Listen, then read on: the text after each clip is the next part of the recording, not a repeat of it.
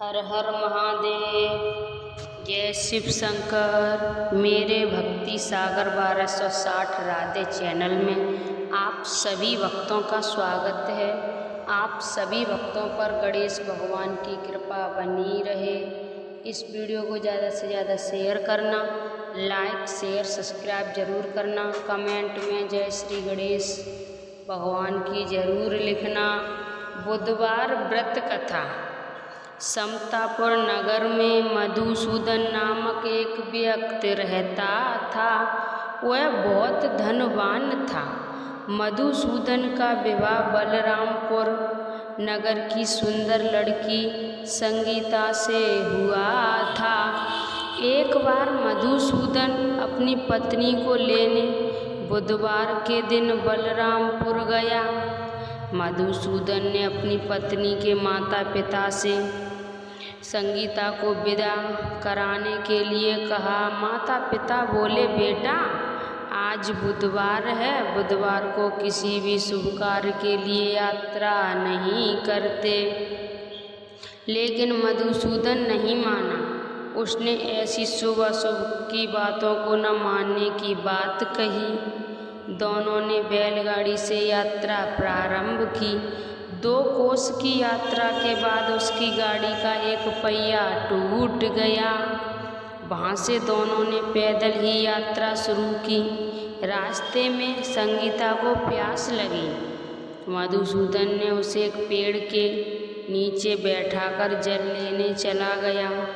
थोड़ी देर बाद जब मधुसूदन कहीं से जल लेकर वापस आया तो वह बुरी तरह हैरान हो उठा, क्योंकि उसकी पत्नी के पास उसकी ही शकल सूरत का एक दूसरा व्यक्ति बैठा था। संगीता भी मधुसूदन को हैरान देखकर रह गई। वह दोनों में से कोई अंतर नहीं कर पाई। मधुसूदन ने उस व्यक्ति से पूछा, तुम कौन हो और मेरी पत्नी के पास क्यों बैठे हो? मधुसूदन की बात सुनकर उस व्यक्ति ने कहा, अरे भाई, ये मेरी पत्नी संगीता है। मैं अपनी पत्नी को ससुराल से विदा करा कर लाया हूँ। लेकिन तुम कौन हो जो मुझसे ऐसा प्रश्न कर रहे हो? मधुसूदन ने कहा, तुम जरूर कोई चोर या ठग हो। ये मेरी पत्नी संगीता है। मैं इसे पेड़ के नीचे बैठाकर जल लेने गया था। इस पर व्यक्ति ने कहा, अरे भाई, झूठ तो तुम बोल रहे हो। संगीता को प्यास लगने पर जल लेने तो मैं गया था। मैंने तो जल लाकर अपनी पत्नी को पिला भी दिया। अब तुम चुपचाप यहाँ से चलते बनो, नहीं तो किसी सिपाही को बुलाकर तुम्हें पकड़वा दूंगा। दोनों एक दूसरों से लड़ने लगे। उन्हें लड़ते देख बहुत से लोग वहाँ एकत्रित हो गए। नगर के कुछ सिपाही भी वहाँ आ गए। सिपाही उन दोनों को पकड़कर राजा के पास ले गए। सारी कहानी सुनकर राजा भी कोई निर्णय नहीं कर पाया। संगीता भी उन दोनों में से अपने वास्तविक पति को नहीं पहचान रही थी। राजा ने दोनों को कारागार में डाल देने के लिए कहा। राजा के फैसले पर असली मधुसूदन भयभीत हो उठा। तभी आकाशवाणी हुई, मधुसूदन, तूने संगीता के माता पिता की बात नहीं मानी और बुधवार के दिन अपनी ससुराल से प्रस्थान किया।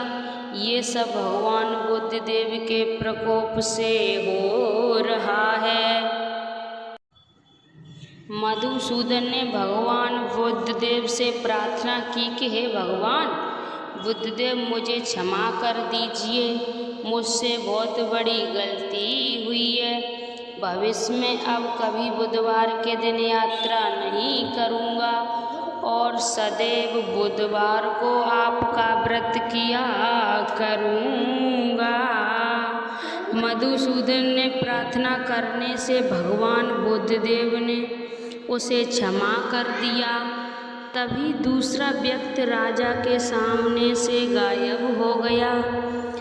राजा और दूसरे लोग इस चमत्कार को देख हैरान हो गए। भगवान बुद्धदेव की इस अनुकंपा से राजा ने मधुसूदन और उसकी पत्नी को सम्मानपूर्वक विदा किया। कुछ दूर चलने पर रास्ते में उन्हें बैलगाड़ी मिल गई। बैलगाड़ी का टूटा हुआ पहिया भी जुड़ हुआ था। दोनों उसमें बैठकर समतापुर की ओर चल दिए। मधुसूदन और उसकी पत्नी संगीता दोनों बुधवार को व्रत करते हुए आनंद पूर्वक जीवन यापन करने लगे। इस तरह भगवान बुद्धदेव की कृपा से उनके यहाँ खुशियाँ बरसने लगी। इस तरह जो स्त्री पुरुष विधिवत बुधवार का व्रत करके व्रत कथा सुनते हैं, भगवान बुद्धदेव उसकी सभी कष्ट दूर करते हैं। भगवान गणेश सब उसकी मनोकामना पूरी करते हैं। बोलिए गणेश भगवान की जय। गणेश भगवान की कथा। एक बुढ़िया थी, वह बहुत ही गरीब और अंधी थी। उसके एक बेटा और बहू थे। वह बुढ़िया सदैव गणेश जी की पूजा किया करती थी। एक दिन गणेश जी प्रकट होकर उस बुढ़िया से बोले, बुढ़िया माँ, तू जो चाहे सो मांग ले। बुढ़िया बोली, मुझसे तो मांगना नहीं आता, कैसे और क्या मांगूं? तब गणेश जी बोले, अपनी बहू बेटे से पूछकर मांग ले। तब बुढ़िया ने अपने बेटे से कहा, गणेश जी कहते हैं तू कुछ मांग ले, बता मैं क्या मांगूं? पुत्र ने कहा, माँ तू धन मांग ले। बहू से पूछा तो बहू ने कहा, नाती मांग ले। तब बुढ़िया ने सोचा कि ये तो अपने अपने मतलब की बात कर रहे हैं। अतः उस बुढ़िया ने पड़ोसिन से पूछा तो उन्होंने कहा, बुढ़िया तू तो थोड़े दिन जिएगी, क्या तू धन मांगे और क्या नाती मांगे? तू तो अपनी आँखों की रोशनी मांग ले, जिससे तेरी जिंदगी आराम से कट जाए। इस पर बुढ़िया बोली, यदि आप प्रसन्न हो तो मुझे 9 करोड़ की माया दें, निरोगी काया दें, अमर सुहाग दें, आँखों की रोशनी दें, नाती दें, पोता दें और सब परिवार को सुख दें और अंत में मोक्ष दें। ये सुनकर तब गणेश जी बोले, बुढ़िया माँ, तूने तो मुझे ठग लिया। फिर भी जो तूने मांगा है वचन के अनुसार सब तुझे मिलेगा। और ये कहकर गणेश जी अंतर ध्यान हो गए। उधर बुढ़िया माँ ने सोचा, कुछ मांगा हुआ सब कुछ मिल गया। ये गणेश जी महाराज, जैसे तुमने उस बुढ़िया माँ को सब कुछ दिया वैसे ही सबको देना। बोलिए गणेश भगवान की जय। गणेश भगवान की एक और व्रत कथा।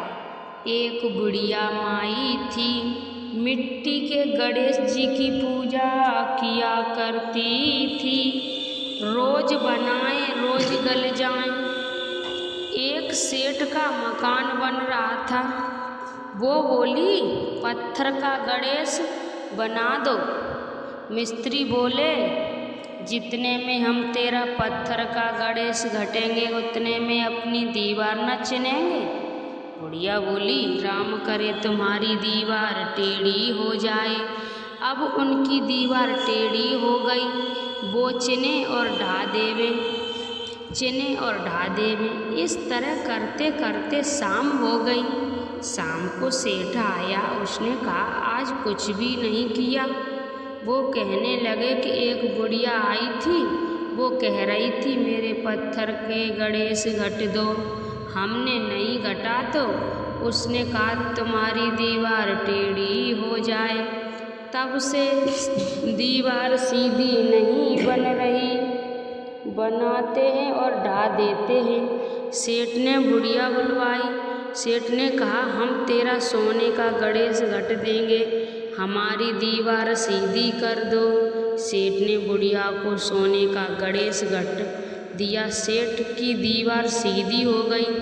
जैसे सेठ की दीवार सीधी की वैसी सबकी करना। बोलिए गणेश भगवान की जय। गणेश भगवान की एक और व्रत कथा। एक बार भगवान गणेश बाल रूप में चुटकी भर चावल और चम्मच में दूध लेकर पृथ्वी लोक में निकले। वे सबको अपनी खीर बनाने को कहते जा रहे थे, पर सबने उनकी बात को अनदेखा किया।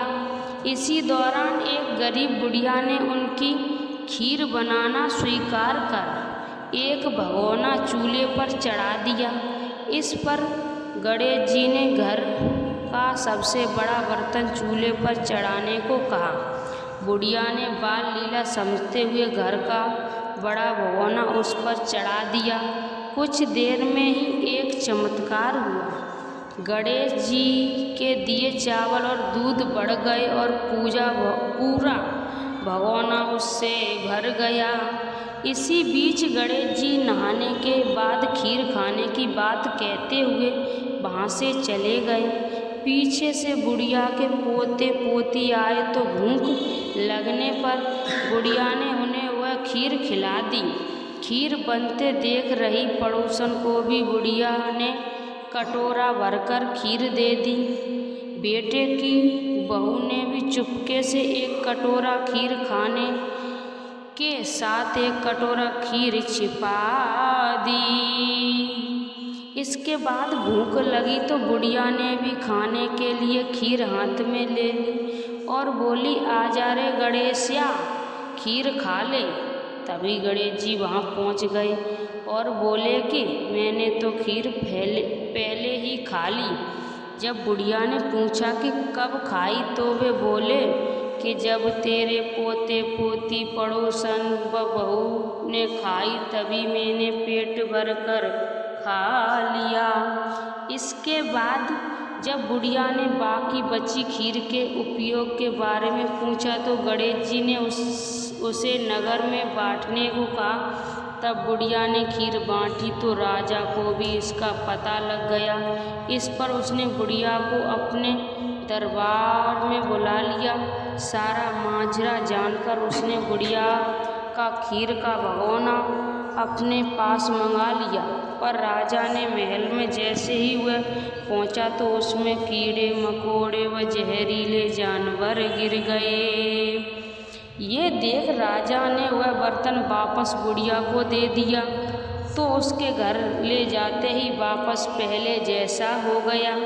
इसके बाद बुढ़िया ने फिर गणेश जी से बची हुई खीर के उपयोग के बारे में पूछा तो उन्होंने झोंपड़ी के कोने में गाड़ देने को कहा। ऐसा एक कर बुढ़िया रात को सो गई और गणेश जी उसकी झोंपड़ी को लात मारते हुए अंतर्ध्यान हो गए। अगले दिन जब बुढ़िया उठी तो उसे अपनी झोंपड़ी महल बदली हुई और खीर के बर्तन सोने जवाहरातों से भरे मिले। गणेश जी की कृपा जानकर बुढ़िया काफ़ी प्रसन्न हुई। बोलिए गणेश भगवान की जय। गणेश जी की आरती। जय गणेश जय गणेश जय गणेश देवा। माता जाकी पार्वती पिता महादेवा। एक दंत दयावंत चार भुजाधारी। माथे पे सिंदूर सोहे मूसे की सवारी। जय गणेश जय गणेश जय गणेश देवा। माता जाकी पार्वती पिता महादेवा। पान चढ़े फूल चढ़े और चढ़े मेवा। लडुअन का भोग लगे संत करे सेवा।